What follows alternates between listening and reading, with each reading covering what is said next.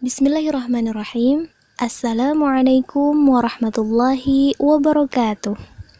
Hai teman-teman, perkenalkan kami dari kelompok 2. Insya Allah pada kesempatan ini akan mengajak teman-teman semua untuk sama-sama belajar mengartikan lirik syair al-i'tiraf dan zikir al-baroyah berikut dengan sejarahnya.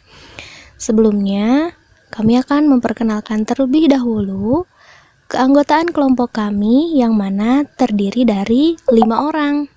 Pertama, Ai Halimatus Sa'adah, yang kedua, Anti Febrianti, yang ketiga, Devi Aulia, yang keempat, Dini Fitri N, dan yang kelima, Fitri Damayanti.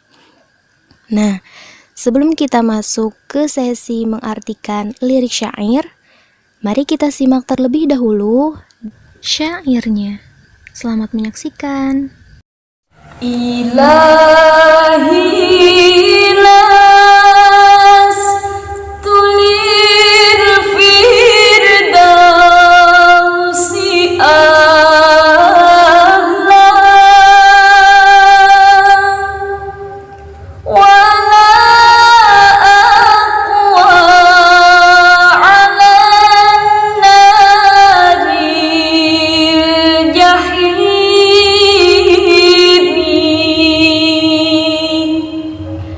fahab li taubatan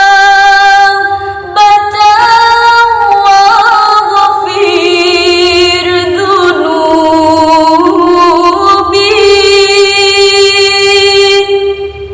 fa innaka ghafirudz dzambil azimi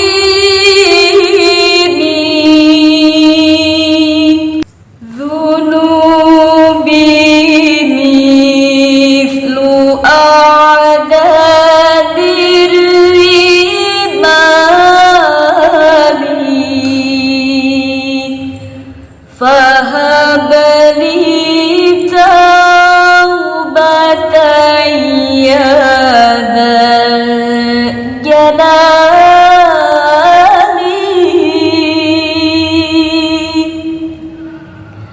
wa umrina qisun fi kulli yawmin wa dhanbi zaidun kaifa ihtimali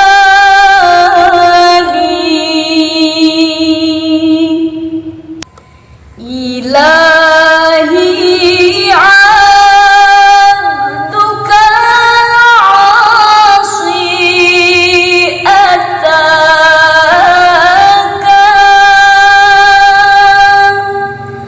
muqirran bidzunubi wa qad da'aka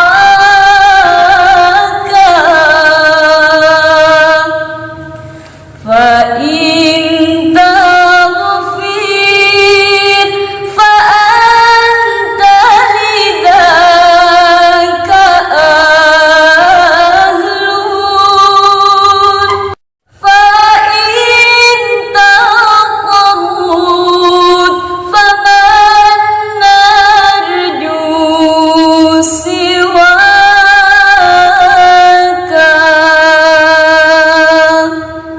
فإن تطرد فمن نرجو سواك.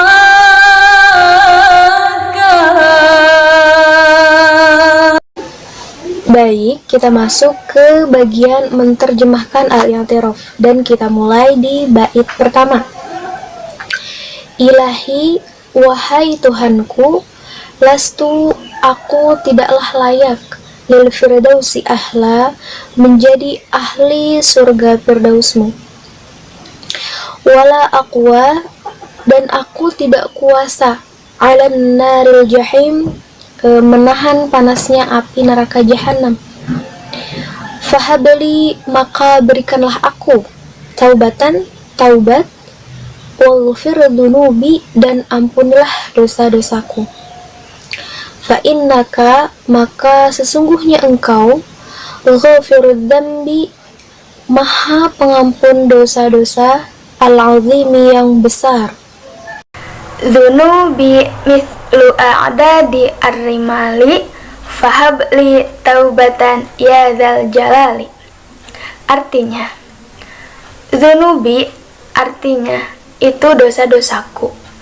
Kenapa dosa-dosaku? Karena dzunubi itu berasal dari kata zanbun yang artinya dosa, dan dzunubi itu sebagai jamaknya berarti dosa-dosaku. Mithlu artinya seperti, ada di bilangan, ar-rimali pasir. Fahabli, maka berilah aku taubatan, taubat, ya dzal jalali, wahai Tuhan yang memiliki keagungan. Wa umri naqisun fi kulli yaumin, wa dzambi zaidun kaifahtimali. Wa umri, dan umurku, naqisun, berkurang, fi kulli yaumin, dalam setiap harinya, wa dzambi, dan dosaku, zaidun, bertambah, kaifa, bagaimana, ihtimali, aku menanggungnya. Ilahi, wahai Tuhanku, abduka, hambamu, al-asi, yang penuh maksiat, ataka, bersimpuh menghadapmu. Wahai Tuhanku, hambamu yang penuh maksiat, bersimpuh menghadapmu. Mukirwan, mengakui, bidzunubihi, dengan dosa-dosa, waqad du'aka, dan memohon maghfirahmu. Mengakui dengan dosa-dosa dan memohon maghfirahmu. Fa in taghfir, jikalau engkau mengampuni, fa anta, maka engkaulah, didaka ahlun, ahlinya mengampuni. Jikalau engkau mengampuni, maka engkaulah ahlinya mengampuni. Wa in tadrid, dan jikalau engkau mengusirku, paman narju, maka kepada siapa lagi kami berharap, siwaka, selain kepadamu. Dan jikalau engkau mengusirku, maka kepada siapa lagi kami berharap selain kepadamu. Al-i'tiraf mempunyai arti pengakuan, dikarenakan menceritakan tentang seseorang yang mengakui kesalahannya kepada Allah Subhanahu wa Ta'ala. Al-i'tiraf ini diciptakan oleh pujangga besar Arab pada masa pemerintahan dinasti Abbasiyah di Baghdad, yaitu pada tahun 806 sampai 814 Masehi, yang bernama Al-Hasan bin Hani Al-Hakami, atau dikenal dengan Abu Nawas. Abu Nawas ini dikenal dengan kelebihannya, yaitu mempunyai kecerdasan dan kecerdikan terhadap melontarkan kata-katanya, sehingga menghasilkan anekdot jenaka yang syarat dengan hikmah. Bismillahirrahmanirrahim. Insya Allah saya akan menceritakan bagaimana awal mulanya ada syair Al-i'tiraf ini. Al-kisah, pada suatu hari ada 3 orang pemuda yang bertamu ke rumahnya Abu Nawas. Nah, ketiga orang pemuda ini bertanya kepada Abu Nawas dengan pertanyaan yang sama. Pemuda pertama bertanya kepada Abu Nawas, manakah yang lebih utama, orang yang mengerjakan dosa kecil atau orang yang mengerjakan dosa besar? Kemudian Abu Nawas pun menjawab, orang yang mengerjakan dosa kecil. Mengapa demikian? Tanya kembali si pemuda tersebut. Karena dosa kecil akan lebih mudah diampuni oleh Allah Subhanahu wa Ta'ala, jawab Abu Nawas. Kemudian pemuda yang kedua bertanya, manakah yang lebih utama, orang yang mengerjakan dosa kecil atau orang yang mengerjakan dosa besar? Kemudian Abu Nawas pun menjawab, orang yang tidak mengerjakan kedua-duanya. Mengapa demikian? tanya kembali si pemuda tersebut. Sebab jika kita tidak mengerjakan kedua-duanya, maka kita tidak memerlukan ampunan dari Allah Subhanahu wa taala. Jawab Abu Nawas. Nah, kemudian pemuda yang ketiga bertanya, manakah yang lebih utama, orang yang mengerjakan dosa kecil atau orang yang mengerjakan dosa besar? Kemudian Abu Nawas menjawab, orang yang mengerjakan dosa besar. Mengapa demikian? Tanya kembali si pemuda tersebut. Sebab ampunan Allah itu setara dengan dosa yang dikerjakan oleh hambanya. Jawab Abu Nawas. Nah, setelah itu pulanglah ketiga orang pemuda itu dengan perasaan yang sangat puas karena pertanyaannya sudah dijawab oleh Abu Nawas. Nah, tapi ada seorang murid yang dari tadi mendengarkan percakapan antara Abu Nawas dengan ketiga orang pemuda tadi. Nah, karena tidak tahu, murid itu pun bertanya kepada Abu Nawas, "Wahai guruku, mengapa satu pertanyaan yang sama bisa menghasilkan jawaban yang berbeda-beda?" Kemudian Abu Nawas pun menjelaskan, karena manusia itu mempunyai 3 bagian atau 3 tingkatan. Yang pertama ada tingkatan mata, kemudian yang kedua ada tingkatan otak, dan yang ketiga ada tingkatan hati. Nah, tingkatan mata ini contohnya ketika ada anak kecil yang melihat bintang di langit, kemudian ia mengatakan bahwa bintang itu kecil. Nah, karena ia melihatnya hanya dengan mata. Ini yang disebut dengan tingkatan mata. Kemudian yang kedua tingkatan otak. Contohnya ada orang yang pandai, kemudian ia melihat bintang di langit dan ia akan mengatakan bahwa bintang itu besar karena ia mengetahui. Itu berdasarkan ilmu pengetahuan bintang itu adalah besar gitu. Nah, kemudian yang ketiga adalah tingkatan hati.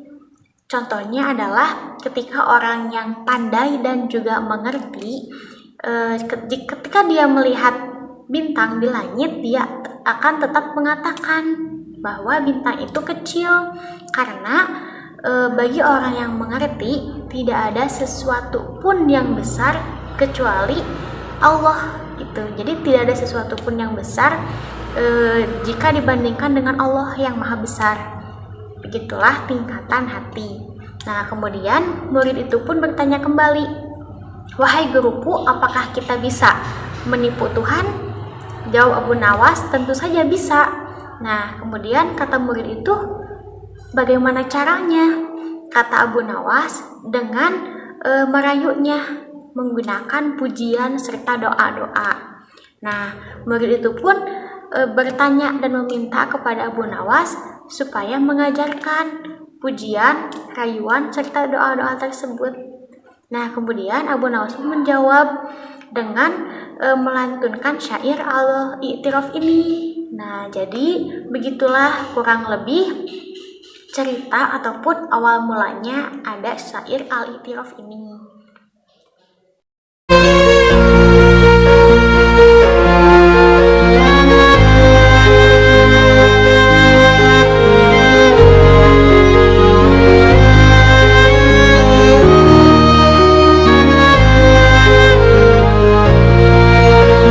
Astaghfirullah Rabbal baraya, Astaghfirullah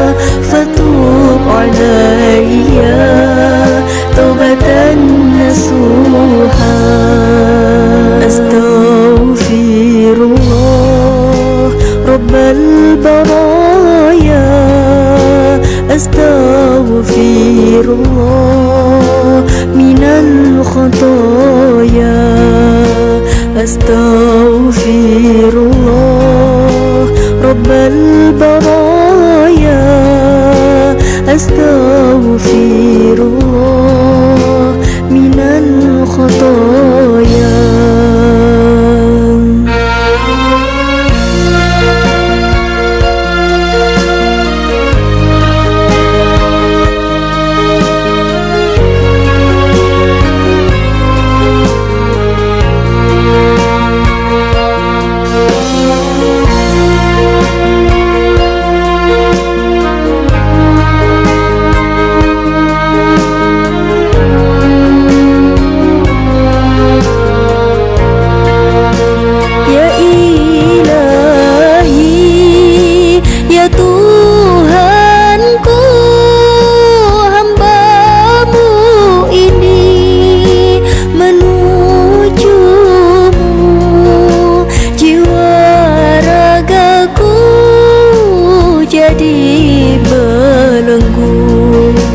Agar mendapat keridhaanmu, tujuan akhir jalan hidupku.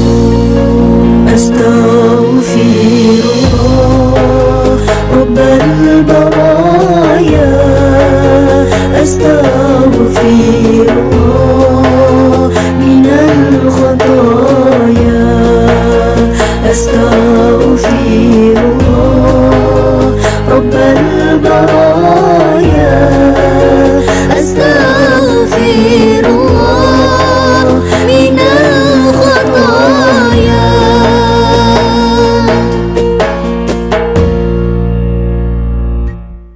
Astagfirullah, aku mohon ampun kepada Allah. Rabbal baroya, Tuhan sekalian makhluk. Astagfirullah, aku mohon ampun kepada Allah. Minal khotoya, daripada segala dosa. Robbi zidni, ya Allah ya Tuhanku, ilman nafi'an, tambahkanlah ilmu yang bermanfaat bagiku. Wawakifni, dan bimbinglah aku amalan pada amalan makbulan yang diterima. Wahabli, berikanlah aku rizqon, rizki wasian yang luas. Watub alaina, dan terimalah taubatku, taubatan nasuha, taubat nasuha. Bismillahirrahmanirrahim. Walihada, dan ini sirri rahasia, doaku padamu, fi yasara, di dalam kesenangan, wa asara, maupun kesedihan. Anak saya abdun soro, menjadi hamba, fakro, yang fakir. Inna, sesungguhnya, fakro, kami fakir, wasirori, dan membutuhkanmu. Wal kafani, dan cukupkanlah aku ilmu dengan ilmumu, Rabbi, ya Tuhanku. Bisuali, dengan segala permohonanku, wahtiari, dan pilihanku. Ya ilahi, ya Tuhanku, wa maliki, yang menguasai diriku. Anta ta'lamu, engkau maha mengetahui, kaifa hali, bagaimana keadaanku. Sejarah zikir al-baroya. Sebagaimana yang telah kita ketahui bahwasannya zikir itu banyak bacaannya. Di antaranya yaitu istighfar, seperti lafadznya astagfirullahaladzim. Sedangkan zikir al-baroya, lafadznya adalah sebagai berikut: Astaghfirullah Rabbal baroya. Zikir al-baroya juga suka disebut taubatan nasuha. Dalam kitab Al-Musnawi karya Jalaluddin Rumi dikatakan bahwa istilah taubatan nasuha ini diinput dari sebuah kisah pemuda yang bernama Nasuh. Nah, pada masa mudanya Nasuh pernah menjadi pelayan di sebuah pemandian perempuan, sehingga dia menyamarkan identitasnya sebagai perempuan dan memakai pakaian perempuan. Nah, tetapi pada saat bekerja, Nasuh ini selalu melakukan hal-hal yang memalukan dan hina. kepada para pengunjung atau gadis-gadis yang mengunjungi pemandian tersebut. Kebiasaan buruk Nasu ini terus berlangsung sampai ketika dimana dia itu menyadari bahwa dia tidak mau melakukan hal tersebut, kebiasaan buruk tersebut. Nah, sampai dia itu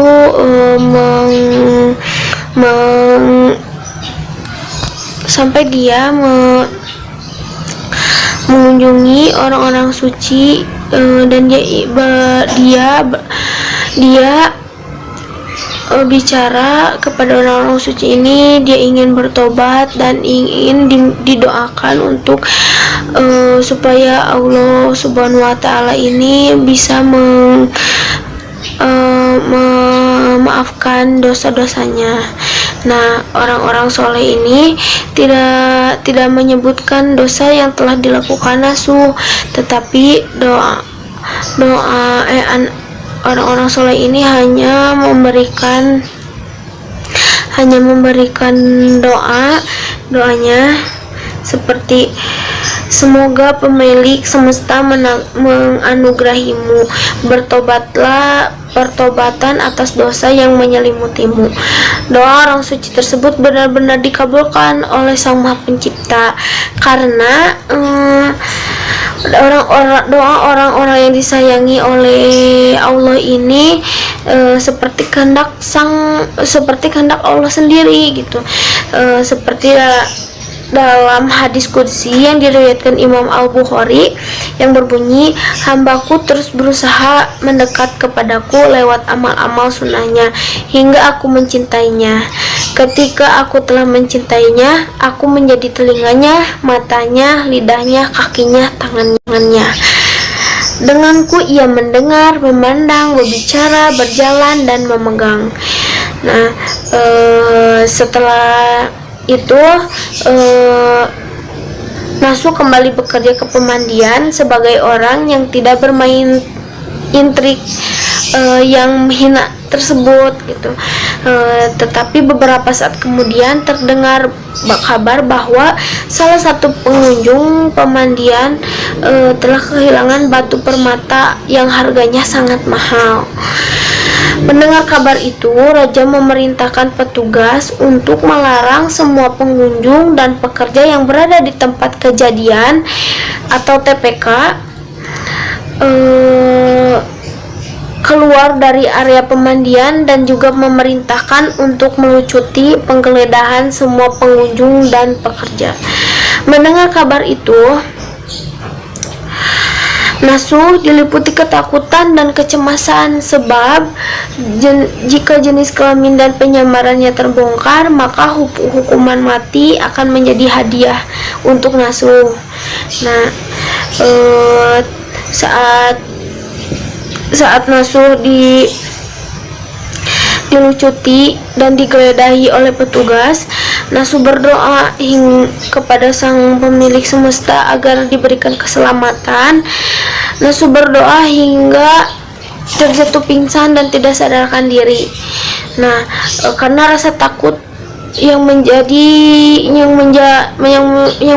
di dalam hatinya gitu.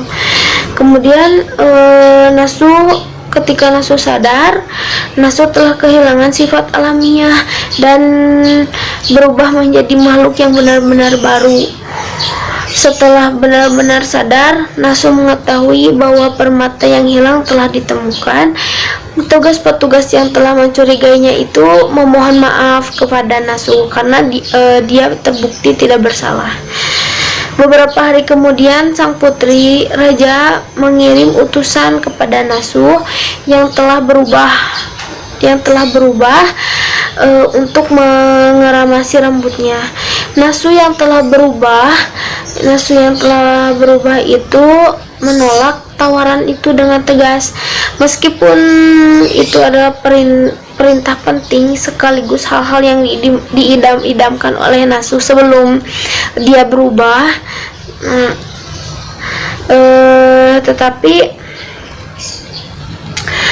Ia takut menempatkan dirinya di jalan godaan benar lagi.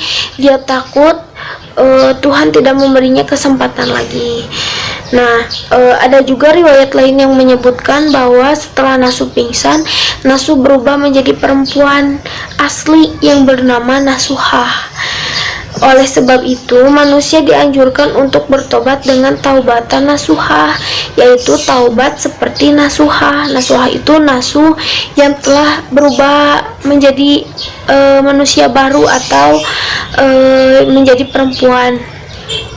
Nah, artinya itu ya Kak, jadi manusia itu dianjurkan untuk bertaubat seperti Nasuhah atau nasuh. Meskipun ada kesempatan, dia tidak mau untuk mengulanginya lagi. Nah, seperti itu.